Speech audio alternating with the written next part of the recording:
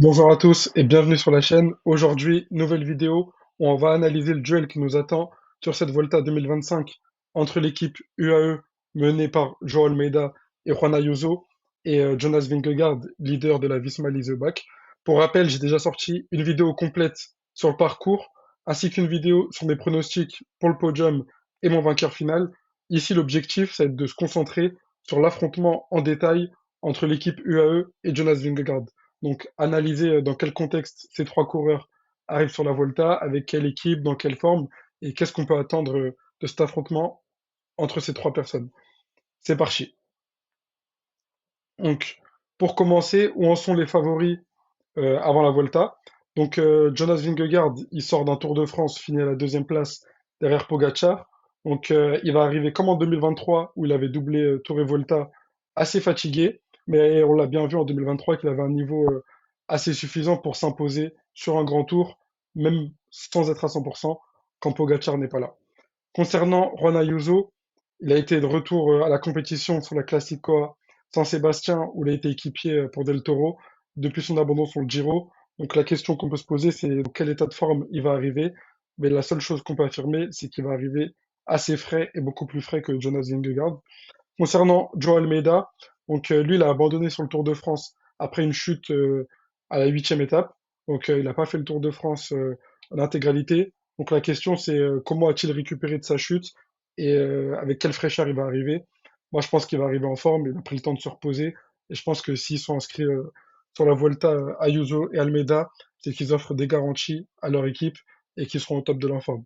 Maintenant, la question qu'on peut se poser, c'est que souvent sans EAE, sans Pogacar, pardon, EAE a souvent du mal à avoir une stratégie claire et un leader unique. Donc la question qu'on va voir dans cette Volta, dont on n'a pas encore les réponses, c'est est-ce que leur double leadership, ce sera une arme fatale ou un talon d'Achille et une faiblesse? Donc là, c'est parti pour analyser les forces en présence. Donc là, on va analyser les équipes. Donc commençons par l'équipe UAE Team Emirates. Donc vous avez en bas à droite la composition de l'équipe Emirates, donc qui sera composée de Bjerg, Grossartner, Vine, Oliveira, Soler, Novak et du job leader Ayuso Almeida. Donc on voit que c'est une équipe de gros rouleurs et de très bons grimpeurs. Donc un effectif complet avec plusieurs grimpeurs rouleurs polyvalents, avec deux leaders capables de viser le général qui sont Juan Ayuso et Joao Almeida. Maintenant, la question qu'on peut se poser, c'est quelle va être la tactique de l'équipe. Parce qu'on sait qu'avec certains coureurs comme Soler ou Vine, qui sont des coureurs qui sont un peu égoïstes quand Pogacar n'est pas là, et qu'ils ont tendance à jouer leur propre carte sur des courses où il n'est pas là. On l'a vu sur des Volta où Soler jouait des échappées alors qu'il avait ses leaders dans le peloton. Jevine, c'est pareil. Donc, on va voir comment tout ça va fonctionner, mais j'ai pas mal de doutes. Sur le niveau intrinsèque des membres, non, mais sur la cohésion de l'équipe, c'est une question qu'il faudra se poser. Et c'est une question qui se pose pas chez l'équipe Visma, car c'est une équipe composée d'excellents coureurs. Donc vous avez encore en bas à droite, n'hésitez pas à faire pause, la composition entière de l'équipe. Donc elle sera composée de Jorgensen, Van Barle, Kampenart, Kelderman, Zingel, Kuss, Kulet et Vingegaard en leader. Donc on voit sur cette start list qu'il y a une cohésion et des rôles parfaitement définis. On sait que Kampenart va rouler sur le plat, Van Barle pareil. On sait que Sepp et Jorgensen vont accompagner Vingegaard en haute montagne. Et des coureurs comme Zingle pardon, et Tulette seront des bons coureurs pour le placer dans les répétitions, dans les ascensions assez raides. Donc on voit qu'il y a une expérience collective et des victoires en grand tour. Tous ces coureurs-là, hormis Axel Zingler et Ben Tulette, ont tous participé à des sacres de Vingegaard ou des grands tours où on a connu du succès. Donc une expérience collective assez forte, contrairement à la Team UAE qui est une équipe plus individualiste. Et on voit on sait que sur la Visma, il y a une maîtrise tactique pour protéger et mettre Vingegaard dans les bonnes conditions. On sait que la Visma se loupe pas sur les étapes que Vingegaard coche et qu'ils savent à quelle étape et à quel moment de l'étape faire les choses. Donc c'est ça un peu la différence entre les deux équipes. C'est pour ça que je mets quand même un avantage sur la Visma, parce que je pars du principe que avoir qu'un seul leader, c'est toujours mieux quand on souhaite aller dans une direction claire et précise. Donc maintenant qu'on a vu le match des équipes, on va voir le parcours et on va se poser la question de savoir qui est avantagé par le parcours. Donc concernant Juan Ayuso, c'est un profil parfaitement adapté pour lui, parce qu'on sait qu'il est bon sur les efforts punchy et la gestion d'école finale, c'est-à-dire que quand il n'y a qu'une seule côte, il est souvent bon, il répond souvent présent. Pareil pour Joao Almeida, il va bénéficier de beaucoup d'arrivées en côte avec une seule montée plutôt raide ou plutôt adaptée à ses qualités pour moi, où peu d'écarts peuvent être faits vu que les cols ne sont pas assez longs pour apposer un gros rythme. Concernant Jonas Vingegaard, il est moins favorisé par le tracé, mais vu sa polyvalence et ses compétences, il devrait être à son avantage tout de même. On l'a vu sur la première semaine du Tour de France, où on disait que les étapes punchy n'étaient pas pour lui. On a bien vu que c'était le seul qui arrivait à tenir la roue de Pogacar avec Van Der Poel. Donc je pense que qu'importe le parcours pour Jonas Vingegaard, ça ira, même si je pense qu'il aurait préféré plus d'étapes de montagne. Ici, vous pouvez voir les 6 étapes clés pour moi. Donc la première étape, c'est le contre-la-montre par équipe, qui sera déjà un élément clé dans le duel entre la Visma et la UAE. On aura l'étape de pic, où il peut y avoir pas mal de Bilbao, pardon, avec la montée de pic à la fin, où elle peut avoir un gros sens tactique et où la cohésion d'équipe sera importante. Ensuite, on a les grosses étapes de montagne, donc de l'Anguirou, de l'Alto des Ponferrada et de la Bola del Mondo, qui seront des étapes clés de haute montagne, qui seront là cette fois-ci pour Jonas Vingegaard et qui l'avantageront dans son duel. Et enfin, on aura le contre-la-montre de Valladolid, donc tout plat, où je pense que les trois coureurs se valent en contre-la-montre et que ce sera plutôt la fraîcheur qui déterminera qui sera le meilleur. Donc maintenant qu'on a vu à peu près le parcours et les forces en présence des équipes, on va faire un focus sur chacun des trois leaders. Donc on commence avec Jonas Vingegaard. Donc Jonas Vingegaard, il a 28 ans. Cette année, il a fait 12 deuxième place en World Tour. Il fait deuxième du Tour et du Dauphiné. Il a gagné qu'une seule étape et qu'un classement général. C'était le Tour de l'Algarve où il gagne le chrono et le général et le contre-la-montre par équipe sur Paris-Nice. Donc il a très peu gagné. Sur la Volta, il a d'importantes références. Il a déjà fini deuxième en 2023 avec 2 étapes gagnées. Sur les grands tours, je ne présente plus, vous le connaissez. Il fait podium sur ses 5 derniers Tours de France. Donc ses forces, c'est vraiment l'expérience, la régularité et son sens tactique. Pour moi, comme j'ai expliqué sur l'image précédente, l'étape 13 et 20 lui vont parfaitement. Et c'est sur ces 2 étapes-là qu'il pourra creuser d'écarts importants. Et l'objectif pour cette Volta, c'est gagner et asseoir son statut sans Pogacar et montrer que quand Pogacar n'est pas là, c'est lui le boss et que les autres, ils jouent pas avec lui tout simplement. Donc la question qu'on peut se poser pour Vingegaard, c'est est-ce qu'il aura récupéré de son tour épuisant et est-ce qu'il pourra remporter son premier grand tour depuis 2023? Parce que ça fait maintenant 2 ans qu'il a pu gagner de grand tour. Donc je pense que ça commence à faire long pour lui et qu'il aura vite envie de remplir une nouvelle ligne de son palmarès. On va passer à Joao Almeida, le second favori.